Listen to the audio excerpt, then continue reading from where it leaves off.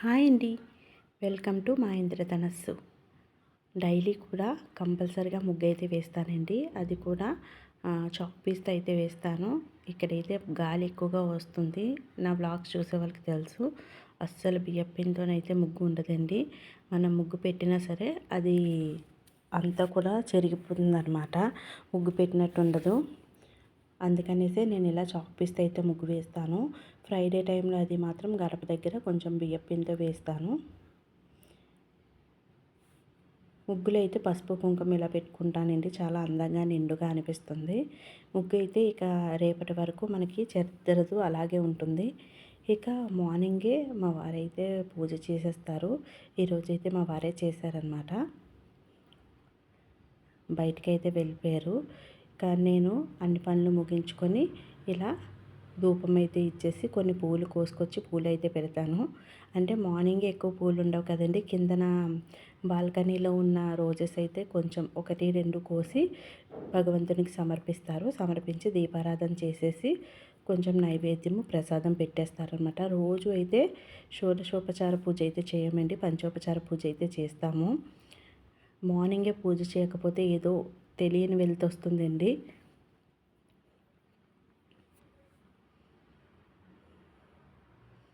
ధూపం చూపించేసి ఇక నేనైతే అమ్మవారికి కొంచెం నామాలు చదివేసుకొని నమస్కారం అయితే చేసుకుంటాను.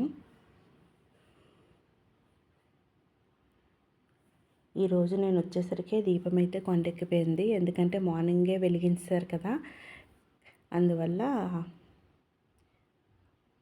తొందరగా కొండెక్కిపోయిందనమాట. సాయంత్రం కూడా నేను ఇదే విధంగా కొంచెం ధూపం చూపించేస్తానండి. ఇక సాయంత్రం దీపారాధన అయితే చేయము.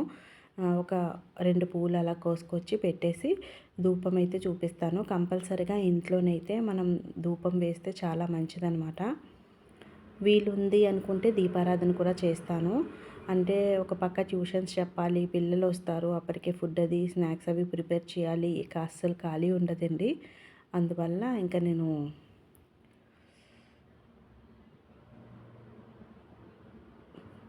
ఈవినింగ్ దీపారాధన అయితే చేయనన్నమాట.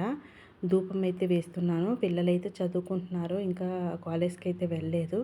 ఎర్లీ మార్నింగే ధూపం వేస్తే అది ఒక పీస్ఫుల్గా ఉంటుందన్నమాట. చూసారు కదా, ఇల్లంతా నీట్గా ఉంటుంది.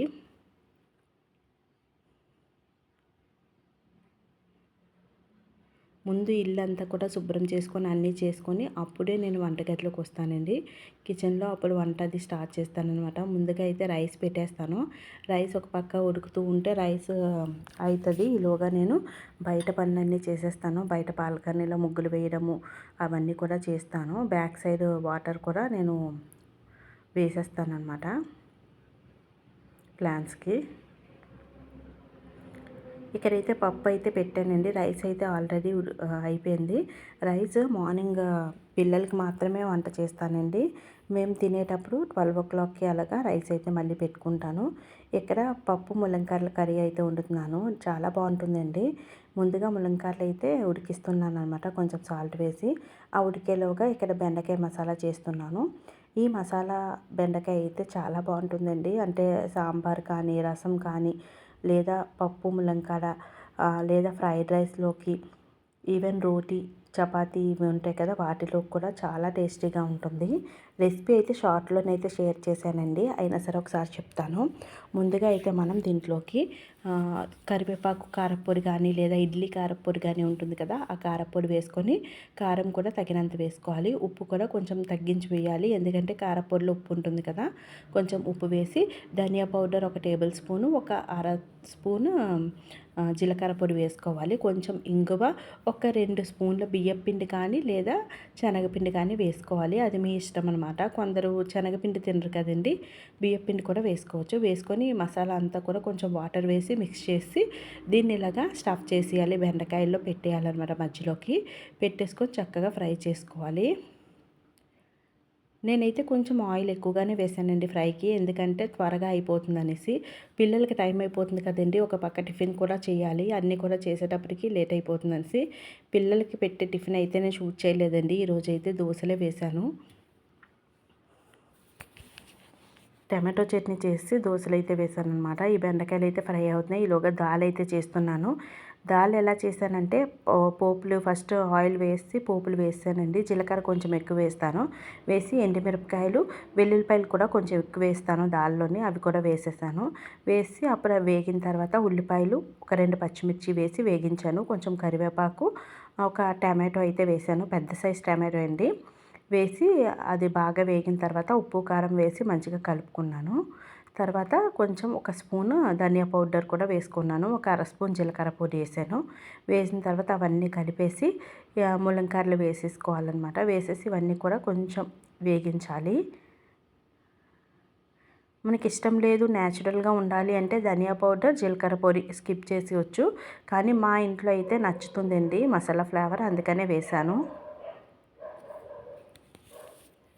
ఇలా పప్పు అంతా కూడా వేసేసుకోవాలి. పప్పు ఆల్రెడీ ఉడికించాను కదండి. ఈ పప్పు వేసేసి చక్కగా కొంచెం చింతపండు పులుపు వేస్తే చాలా రుచిగా ఉంటుందండి. చింతపండు ఇష్టం లేని వాళ్ళు ఇంకొక 2 టమాటోలు ఎక్స్ట్రా వేసుకుంటే బాగుంటుంది. కొంచెం వాటర్ వేస్తే ఆ వాటర్ అంతా అయిపోతాయి కదా మరిగేటప్పటికి. అప్పుడు మనకు పప్పు చాలా బాగుంటుంది. నిమ్మకాయ కూడా వేసుకోవచ్చండి ఈ పప్పులోని, చాలా రుచిగా ఉంటుంది. బెండకాయ అయితే ఆల్మోస్ట్ కంప్లీట్ అయిపోయిందండి. ఇంకా స్టవ్ ఆఫ్ చేసేస్తే సరిపోతుంది. పప్పు కూడా ఇక అయిపోయింది. ఇక పిల్లలకైతే లంచ్ బాక్స్ అయితే ప్యాక్ చేసేస్తాను. ఇక్కడ నేను పెట్టినవన్నీ కూడా పిల్లలు స్కూల్కి వెళ్ళాక చేద్దామని ఉండదండి. ఎప్పటికప్పుడు అన్నీ కూడా తీసేస్తాను. తీసేసి అంతా కిచెన్ అంతా కూడా నీట్గా ఒకసారి క్లాత్తో తుడిచేసుకుంటాను. కారం, ఉప్పు ఇటువంటి డబ్బాలన్నీ కూడా మనం నీట్గా ఎప్పటికప్పుడు తుడుచుకున్నామనుకోండి, మనకి నెలకు ఒకసారి క్లీనింగ్ చేసుకుంటే సరిపోతుంది. పెద్ద పాప అయితే రైసే తింటానంది. అందుకని తనకైతే రైస్ పెట్టేస్తున్నాను. తను 7 వెళ్ళిపోతుందండి. చాలా ఫాస్ట్గా వెళ్ళిపోతుంది. అందుకే రైస్ పెట్టేస్తున్నాను. చక్కగా మ్యూజిక్ వింటూ ఈ పనులన్నీ చేసుకున్నాం అనుకోండి, మనకి చాలా పీస్ఫుల్గా ఉంటుంది. ఒక్కొక్కరికి మ్యూజిక్ ఇష్టం ఉంటుందండి. డివోషనల్ మ్యూజిక్ వింటారు. ఒక్కొక్కరైతే మంచిగా పాటలు, పీస్ఫుల్ పాటలు వింటూ ఉంటారు. కొందరికైతే స్టోరీస్ వినాలనిపిస్తుంది. అలా మన అభిరుచిని బట్టి అవి వింటూ మనం పని చేస్తే చాలా త్వరగా అయిపోతుంది. నాకు 10 గంటలకల్లా ఆల్మోస్ట్ పనంతా అయిపోతుందండి. అయినా సరే హౌస్ వైఫ్ అంటే ఇంట్లో పనులు అంటూ ఉంటాయి కదా, చిన్న చిన్న పనులు అవన్నీ చేస్తూ ఉంటాను. ఒక 1 అవర్ అలా రెస్ట్ తీసుకుంటానన్నమాట. ఇక్కడ టీ అయితే పెట్టానండి. టీ కూడా తాగేసిన తర్వాత అప్పుడు కిందకి వెళ్ళి ప్లాంట్స్కి వాటర్ వేస్తున్నాను. మాకు చెప్పాను కదండి 4 సైడ్స్ కూడా బాల్కనీ ఉంటుంది. అందుకని వెస్ట్ సైడ్ బాల్కనీలో కొంచెం వెజిటేబుల్ ప్లాంట్స్ వేశాను. అండ్ అక్కడైతే నేను ఈవినింగ్ కానీ మార్నింగ్ కానీ ఏ టైంని బట్టి వాటర్ అయితే వేస్తాను.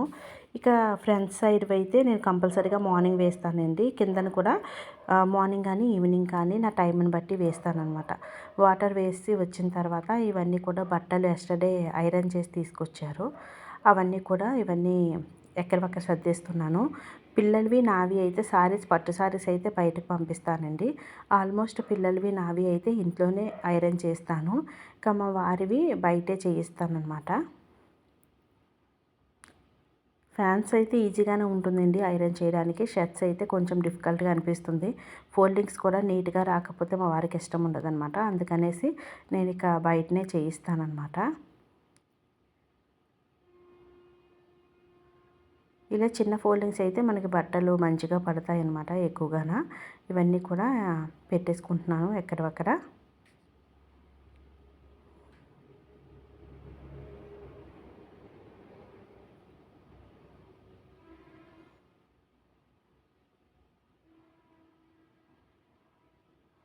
చాలామంది ఏం పనులుంటాయి హౌస్ వైఫ్స్కి అంటారండి. చాలా పనులుంటాయి. అంటే వంట మనం చేస్తాము, అండ్ గిన్నెలు తోముకోవాలి, బట్టలు ఉతుక్కోవాలి, బట్టలు మడత పెట్టాలి, ఐరన్ చేసుకోవాలి, అవన్నీ ఉతకాలి, ఆరేయాలి. ఇక ప్లాన్స్ అవి ఉంటే వాటిని కేర్ తీసుకోవాలి. ఇల్లు కూడా నీట్గా ఉండాలి అంటే రోజు మనము ఒకే రోజు కాకుండా దివానా, సోఫాస్ అవి ఉంటాయి కదా, క్లాత్స్ అవి కూడా ఒకరోజు కొంచెం వాష్ చేసుకోవాలండి. నెక్స్ట్ డే మళ్ళీ కొంచెం వాష్ చేసుకోవాలి. ఏదైనా సరే మనం సీక్వెన్స్గా వెళ్ళాలన్నమాట. కొంచెం కొంచెంగా వర్క్ చేసుకోవాలి. ఒకరోజే చేసేస్తాము అంటే నెక్స్ట్ డే మనం పడుకోవాల్సి వస్తుందన్నమాట. ఇది నిమ్మకాయ పచ్చడి చేశానండి. ఆ నిమ్మకాయ పచ్చడి, టమాటో చట్నీ అయితే చేశాను. ఆ 2 కూడా వేసేసి ఉల్లికాడలతో దోసలు వేస్తున్నాను. ఈ ఉల్లికాడలు కూడా ఆల్మోస్ట్ మన వీడియోస్లో అయితే చూపించానండి. చాలా ఎక్కువ కాసాయి అనమాట. నేనైతే ఒక 10-15 ఆనియన్స్ చిన్నవి తీసుకొని వేశాను. ఉల్లికాడలు అయితే చాలా కాసాయండి. అవన్నీ కూడా నేను దోసల్లో కానీ లేదా రైస్లో కానీ ఇలా వేస్తూ ఉంటాను. అప్పుడప్పుడు కర్రీ కూడా ఉంటాను. చాలా టేస్టీగా ఉంటాయి. ఇంట్లో పూసినవి కొన్నైనా సరే మనకి చాలా మంచిది కదండి. ఇలా నేను మ్యూజిక్ వింటూ నా హాబీకి తగినట్టుగా పనులు అయితే చేసుకుంటాను. ఇంకా నెక్స్ట్ అయితే వాటర్ ప్లాంట్స్కి అది వేస్తున్నాను. చూసారు కదా, వెజిటేబుల్ ప్లాంట్స్, టమాటోస్ అవి కూడా వచ్చాయి. మళ్ళీ ఒక చక్కటి వ్లాగ్తో మళ్ళీ కలుద్దామండి. ఈ వ్లాగ్స్ ఎలా అనిపించాయో కామెంట్ సెక్షన్లో కామెంట్ చేయండి. ప్లీజ్ నచ్చినట్టయితే మన ఛానల్కి ఒక లైక్ ఇచ్చి మన ఛానల్ని సబ్స్క్రైబ్ చేసుకోండి. Thanks for watching.